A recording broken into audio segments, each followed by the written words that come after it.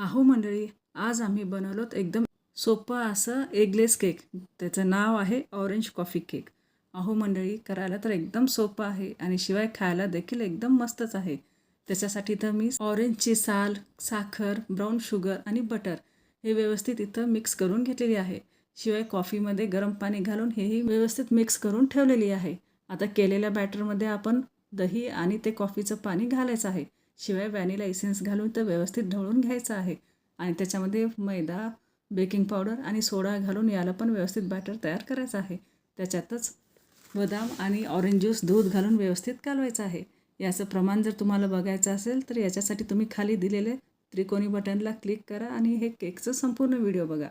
मग काय मंडळी, आता केकला 40 मिनिटासाठी तुम्ही बेक करायला ठेवा आणि इथं 40 मिनिट झालेली आहेत आणि आपलं केक पण व्यवस्थित इथं बेक झाला आहे.